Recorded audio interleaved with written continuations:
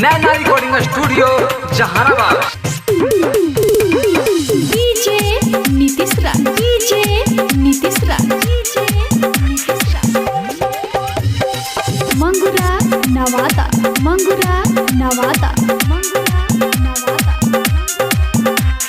छोड़ियन के चाल देखी जिया रहा रे, छोड़ियन के चाल देखी जिया रहा रे। चौड़ा नौकर के पीछा करता ई जहानाबाद जिला हिलता। चौड़ा नौकर के पीछा करता ई जहानाबाद जिला हिलता।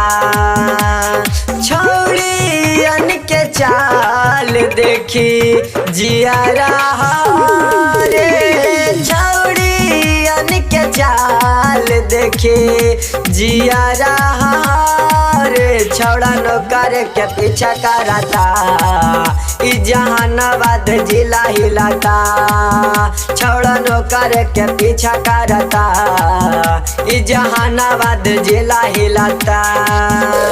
डीजे नीतीश राज, डीजे नीतीश राज, जहानाबाद जिला हिलता। मंगुरा नवादा, नैना रिकॉर्डिंग स्टूडियो जहानाबाद।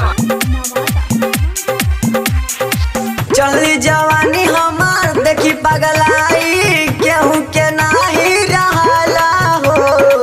छौड़न के मूड बनी छौड़ियन के देखी उही पे नाही सहाला हो, उही पे नाही सहाला हो।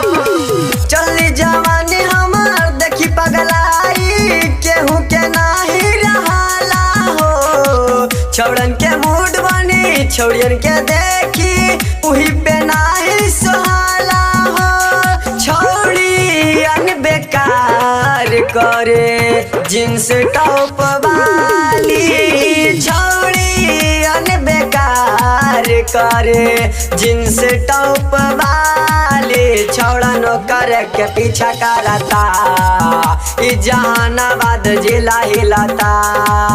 छौड़ा नौकर के पीछा करता ई जहानाबाद जिला हिलता। डीजे नीतीश राज, डीजे नीतीश राज, ई जहानाबाद जिला मंगुरा हिलता। Nawada, Mangura Naina recording studio Jahanabad. Writer Rajesh Lal कहे विशेष बात केहू के नाही सहाला हो। मन जोगा महाराज दे देला दाराद, छोड़ा से हम ना ला जाई हो, छोड़ा से हम ना ला जाई हो।